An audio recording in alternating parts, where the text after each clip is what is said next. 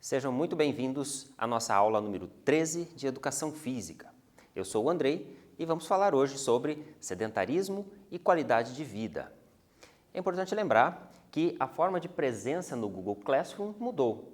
Então você vai acessar a atividade obrigatória e nela você vai realizar essa atividade para então contar a sua presença. Então façam as atividades obrigatórias para contar a presença. Então, até o momento, nós estamos falando sobre os conteúdos da educação física. Começamos falando lá sobre o esporte adaptado, passamos pela dança e agora, começamos a falar sobre a ginástica de condicionamento físico e então atividade física e saúde. Agora faremos então uma revisão sobre a aula anterior.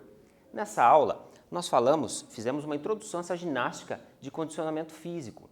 É importante falar que quando comentamos e falamos sobre essa ginástica, é importante lembrarmos que as ginásticas em geral, elas tiveram início no período pós-Revolução Industrial.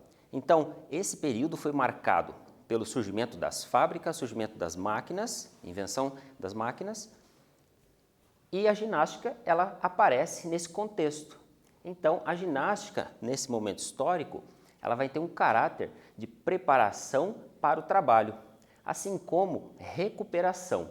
Então, é importante que isso fique bem marcado, frisado. Além disso, nós falamos sobre a ginástica científica. Então, a ginástica, ela passa a ter um caráter de cientificidade. Então, começam a ser escritos manuais de ginástica, e esses manuais, eles vão sendo aceitos pelos pares da mesma área. Então, ela vai adquirindo um caráter científico e passa a ser aceito. Temos também o surgimento aí dos métodos ginásticos. Então, estamos falando aproximadamente do século XIX e esses métodos vão influenciar em larga escala a ginástica que nós conhecemos hoje. Falamos também, depois de abordarmos essa história da ginástica, alguns seus pontos principais, falamos também sobre alguns aspectos importantes da ginástica de condicionamento físico. E vale ressaltar que nós temos uma diferenciação entre ginásticas de competição e ginásticas não competitivas. A ginástica de condicionamento físico está relacionada às não competitivas. E aí nós conceituamos atividade física, exercício físico, ginástica, condicionamento físico e ginástica de condicionamento físico. E a ginástica competitiva e a não competitiva, que é a diferenciação que eu comentei. Então, feita essa revisão dos conteúdos, nós vamos começar com essa atividade. Vocês vão pensar sobre essas duas questões. Procurem não consultar nenhum material, nem a internet, tentem responder de acordo com as ideias, os conceitos que vocês têm. E, no final, nós retornaremos essas questões após a aula para vocês verem se vocês alteram, mudam alguma coisa ou não. Então, vamos lá, pensem e respondam.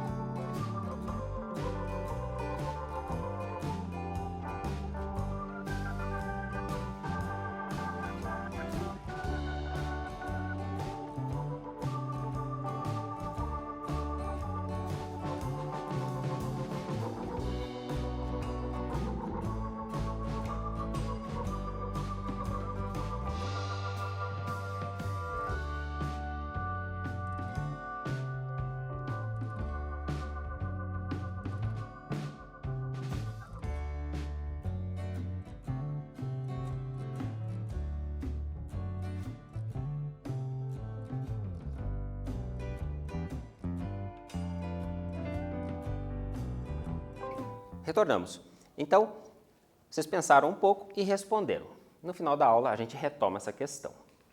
Então, falando sobre sedentarismo, vocês já devem ter observado nas aulas que às vezes aparece um sobrenome seguido de et al. E também o ano. Então, para aqueles que não conhecem, não sabem, ali nós temos o sobrenome do primeiro autor desse trabalho, nesse caso, um artigo científico, e o et al. Vem do latim et ali, que significa e outros. Então, nós temos mais de 3 autores e o ano de publicação dessa obra foi 2015. Então, começando a falar sobre o sedentarismo, é importante ter em mente que até meados de 1990, nós tínhamos a aptidão física dominando a área de educação física. Então, quando se falava em promoção da saúde, os argumentos que eram utilizados era que você deveria fazer exercícios físicos de uma forma a se aproximar, muitas vezes, de um treinamento de atletas. Essa perspectiva começa a mudar a partir do ano de 1990, meados de 90, quando os estudiosos percebem que você não precisa fazer uns exercícios tão próximos do ambiente ou de um contexto de um atleta, apenas atividades físicas de forma regular. Então é isso que vai sendo essa mudança nesse aspecto. A atividade física, então, ela passa a ser vista como um poderoso elemento para evitar doenças. Então aqui a gente tem uma relação inversa. Quanto mais atividade física eu vou praticando de forma regular, de forma compassada, equilibrada, eu tenho uma diminuição das chances de desenvolver doenças associadas ao sedentarismo. E é importante comentar também que o avanço tecnológico pelo qual passou a humanidade, principalmente no século XX, então nós temos o surgimento da televisão.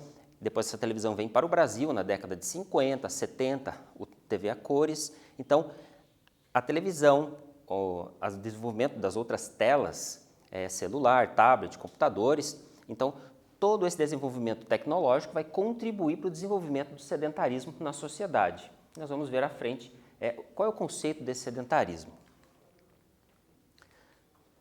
Então, o comportamento sedentário ele tem aí ele é conceituado de formas diferentes, mas elas são próximas. Eu trouxe 2 aqui para nós analisarmos. Então vamos lá, a primeira.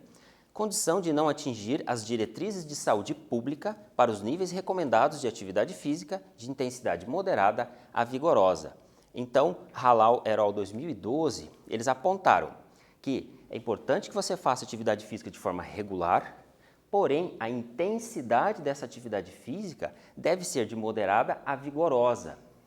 Então, os benefícios que a atividade física regular pode proporcionar, eles devem ser considerados a partir de uma intensidade moderada a vigorosa.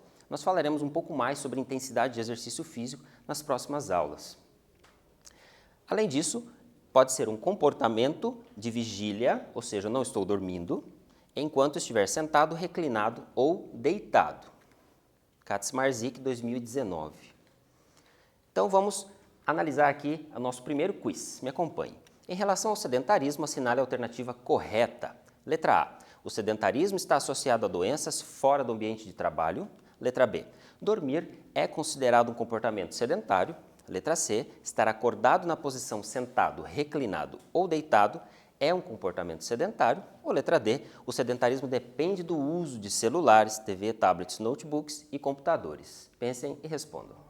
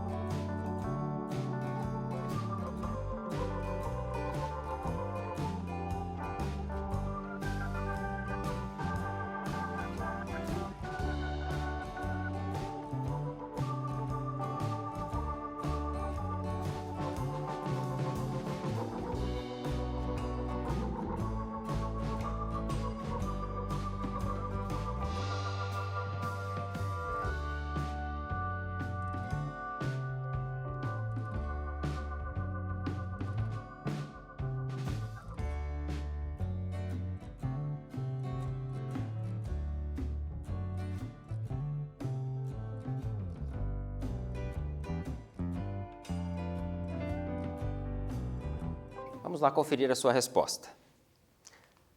Então, a resposta mais adequada é estar acordado na posição sentado, reclinado ou deitado é um comportamento sedentário.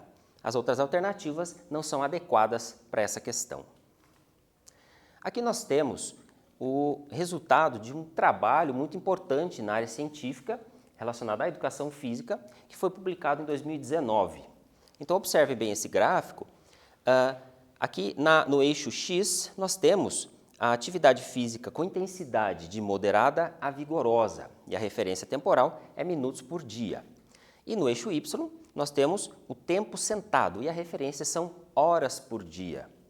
O que esse gráfico nos traz de importante, ele diz então que quanto mais tempo eu passo sentado, observem o eixo Y, essa área vermelha significa que eu estou mais propenso ao desenvolvimento de doenças relacionadas ao sedentarismo. Então, doenças do coração, diabetes tipo 2 e assim por diante. E quanto mais atividade física regular eu faço, observe o eixo X, eu me aproximo dessa área verde do gráfico, isso significa que eu diminuo as chances de desenvolver doenças relacionadas ao sedentarismo. É importante analisar aqui que apenas fazer um pouco de atividade física e permanecer muito tempo sentado, você se aproxima de uma área amarela, que também é uma área de risco. Então, o equilíbrio é importante. O equilíbrio, retomando, é importante nesse contexto. Falando agora de atividade física regular, eu utilizei aqui como fonte o Centro de Prevenção e Controle de Doenças, então o CDC. Vocês já devem ter ouvido falar, ele é uma instituição muito importante no cenário de saúde mundial e ele recomenda 150 minutos de atividade física regular por semana, sendo 30 minutos por dia e 5 dias por semana.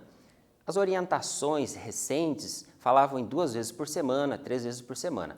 Então, essa orientação já muda um pouco e acrescenta. Então, eles afirmam que 5 vezes por semana é mais interessante. Além disso, você pode espalhar essa atividade durante a semana. Não é necessário que você faça esses 150 minutos no mesmo dia. Você pode distribuir. Além disso, você pode dividir em pequenas partes, em pequenos pedaços durante o dia. E é importante encontrar um equilíbrio que funcione para você. Por isso é complicado você falar que a atividade física deve ser feita pela manhã, deve ser feita à tarde. Enfim, você vai considerar vários fatores, é claro, mas é importante que você consiga adequar o seu dia a dia para fazer atividade física. Aqui nós temos uma imagem para a gente entender um pouquinho melhor essa relação entre sedentário, insuficientemente ativo e fisicamente ativo.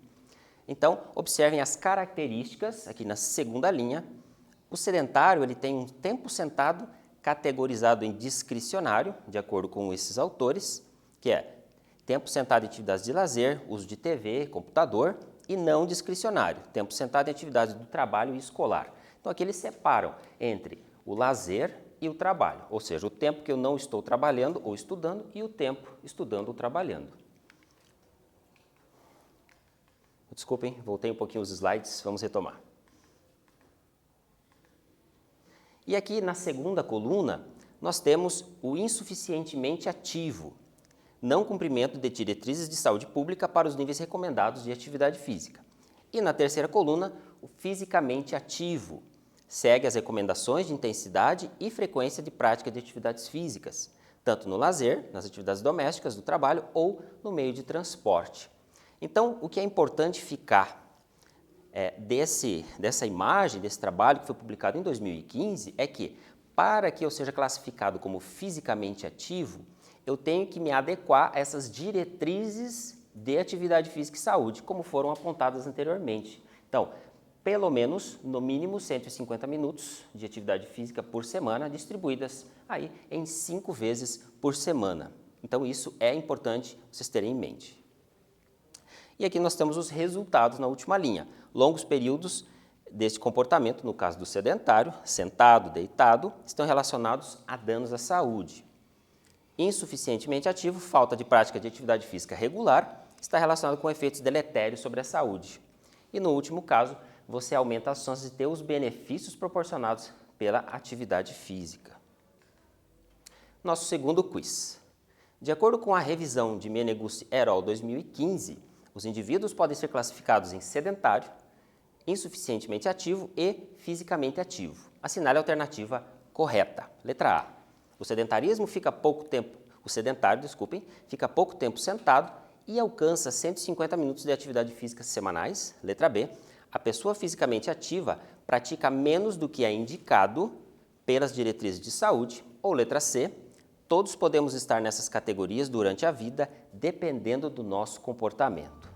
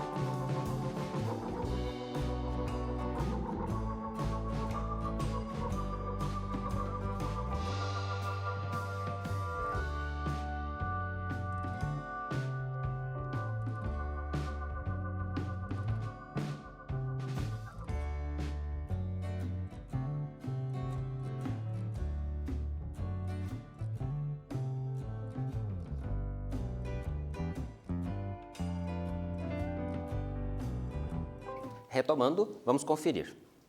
A alternativa mais adequada para essa questão é a letra C. Todos podemos estar nessas categorias durante a vida, dependendo do nosso comportamento. Então, dependendo de como você vai se situando no comportamento sedentário ou ativo, você vai podendo desenvolver as doenças relacionadas ao sedentarismo. Agora vamos começar a falar um pouco sobre qualidade de vida. Vamos pensar, refletir sobre esse tema, porque existem muitos elementos que estão associados a ele. Então, muitas vezes nós reproduzimos esse termo sem pensar sobre. Então, a minha proposta aqui na aula é que a gente repense essa ideia. Primeira questão para nós pensarmos: é possível mudar a nossa maneira de pensar, agir e sentir? As nossas percepções, elas estão muito influenciadas por aquilo que nós vivemos, as nossas experiências anteriores e aquilo que nós reconhecemos como certo ou errado. E isso, muitas vezes, está relacionado a rótulos, ou seja, existem modelos que são colocados para nós como corretos, nós acabamos seguindo, reproduzindo, sem pensar sobre. A qualidade de vida é um desses aspectos. Qualidade. Qual é o conceito que você tem de qualidade? Como é que eu penso qualidade de vida? Muitas vezes a qualidade ela está associada a um aspecto de produto. Então, de repente, eu pensar na qualidade de vida a partir de um aspecto que está relacionado a um produto, a um bem material, talvez não seja adequado. Qualidade de vida, ou melhor, qual idade de vida? Muitas vezes, esse termo está associado a um prolongamento da vida. E, de repente, você viver com qualidade não significa necessariamente viver mais. Então, isso também deve ser pensado. Vida com qualidade. Quando é que nós podemos dizer que nós temos uma vida com qualidade? E o que é a vida? O que é a vida para você? Qual é o conceito que você tem? Então, percebam que esses conceitos, essas ideias que nós temos, vão influenciar na nossa ideia, na nossa concepção de qualidade de vida. E aí nós começamos a falar, então, da qualidade de vida. Revolução Industrial, então percebam que nós já estamos falando há um tempo, falamos das ginásticas, e ela vai influenciar. Por quê? Porque nós temos, a partir dessa revolução, a separação entre o tempo que eu estou trabalhando, o tempo de trabalho, e o tempo de não trabalho. Essa diferenciação é que vai definir muitas ideias que nós temos hoje. O trabalho, ele passa a tomar o centro da vida. Então, muitas vezes, o foco da vida das pessoas é o trabalho. Elas acabam se esquecendo de outros aspectos que também são importantes. E aí vem um termo que é muito utilizado, que é tempo livre. Eu coloquei entre aspas, por quê? Tempo livre de quê? Então, essa é a pergunta que nós devemos fazer e pensar. É claro, tempo livre do trabalho. E esse livre também, se você pensar um pouquinho, talvez ele não tenha um aspecto realmente de liberdade. E aí tem o outro termo que aparece nesse contexto, que é o lazer. E ele é caracterizado como uma livre escolha prazerosa e no tempo disponível, centrada em interesses culturais, físicos, intelectuais e artísticos. Então aqui a gente tem um conceito um pouco mais elaborado do que seja o lazer. E aí, um outro termo importante é o ócio. Então o ócio, ele vem sendo associado à ociosidade, ou seja, eu não fazer nada. E isso tem um aspecto negativo muito forte. A ideia é que nós façamos uma reflexão sobre isso. Então ele deriva do termo do latim, ótium, que significa o fruto das horas vagas, do descanso e da tranquilidade. E os aspectos mais importantes dele, de acordo com Martins, 2016, é a contemplação, âmbito do pensamento criador, transformação subjetiva e social. Então, contemplar a natureza, por exemplo, é uma forma de você parar um pouco, no caso dessa correria do dia a dia, e pensar sobre a sua vida, repensar muitos aspectos que muitas vezes nós não paramos para pensar. Isso é importante, isso faz parte de uma vida com qualidade. Quiz 3, me acompanhem. Considere os termos tempo livre, lazer e ócio. Então assinale verdadeiro ou falso. O tempo livre atualmente é sinônimo de liberdade. O lazer e o ócio têm o mesmo significado? O ócio requer contemplação, criação, transformação subjetiva e social, e o tempo livre é o tempo fora do trabalho, não estando associado necessariamente à liberdade. Vocês têm um tempo para pensar.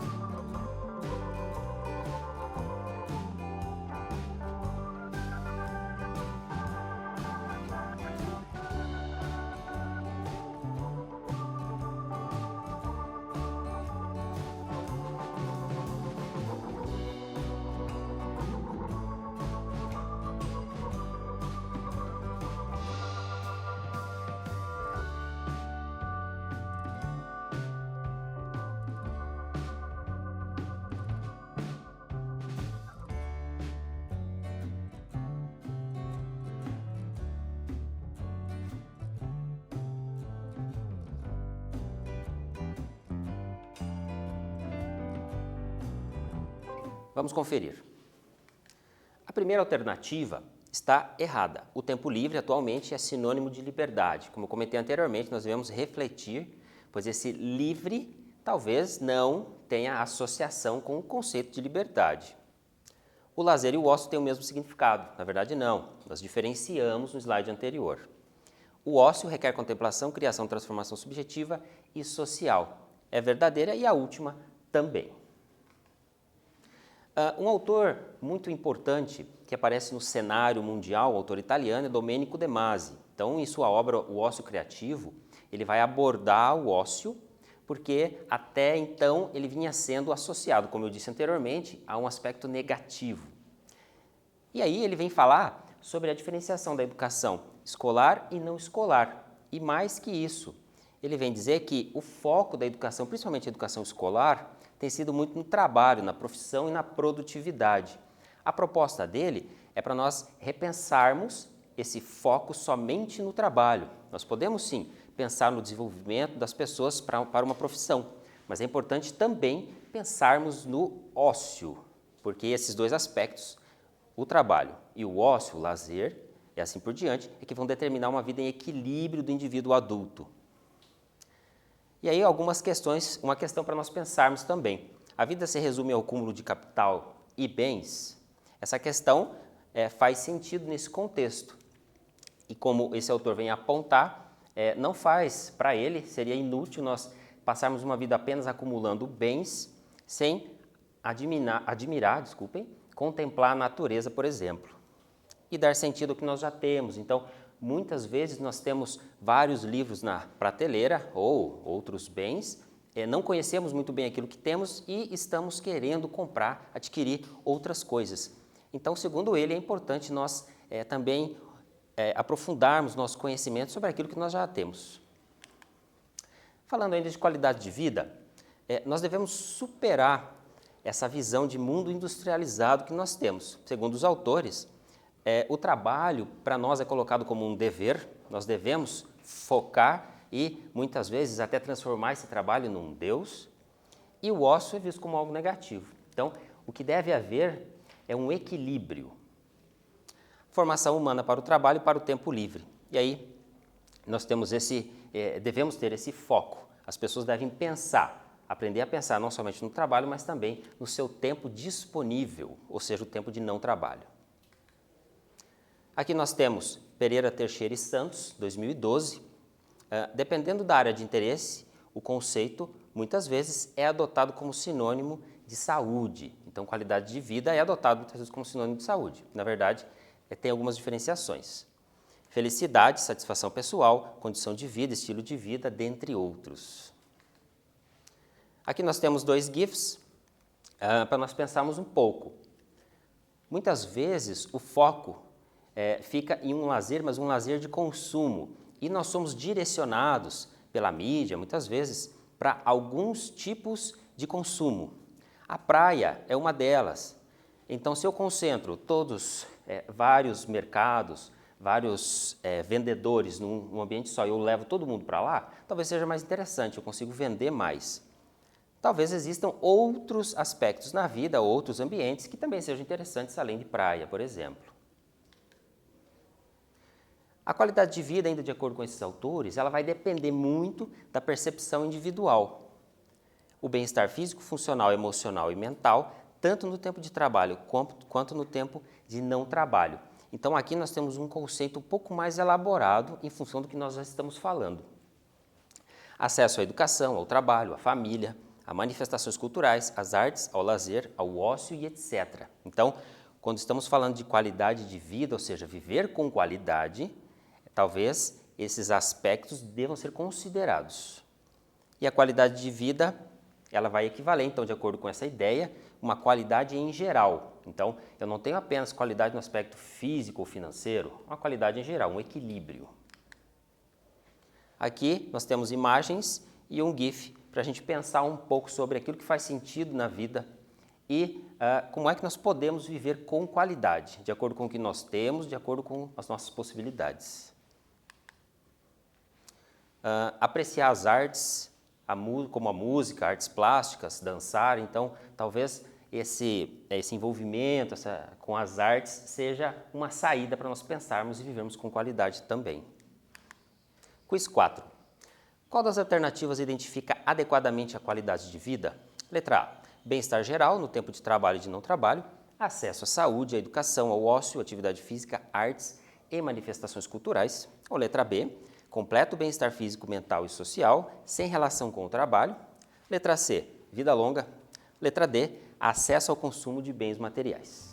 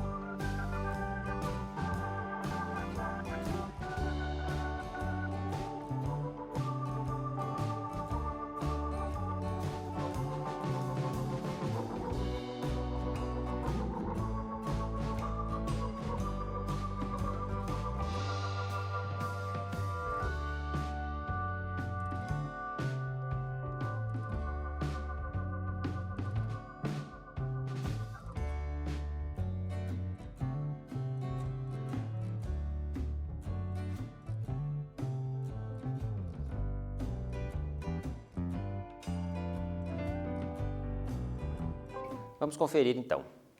A resposta mais adequada é a letra A. Então, como nós falamos anteriormente, um bem-estar geral deve ser considerado quando pensamos em qualidade de vida. Vamos fazer então nossas considerações finais. Falamos sobre sedentarismo e qualidade de vida na aula. O sedentarismo está relacionado ao indivíduo que não atinge as diretrizes indicadas pelos órgãos de saúde, instituições, 150 minutos por semana, 5 vezes por semana, 30 minutos por dia, esse é o mínimo. Então, as pessoas que não atingem esse mínimo são classificadas como sedentárias. Além disso, pensamos um pouco sobre a qualidade de vida, ou melhor dizendo, como seria esse viver com qualidade. Então, um bem-estar geral do indivíduo deve ser considerado. Então, retornamos àquela nossa atividade lá do início. Porém, agora, após a explanação, vocês vão pensar e tentar responder de acordo com o que foi falado e pensado aqui na aula.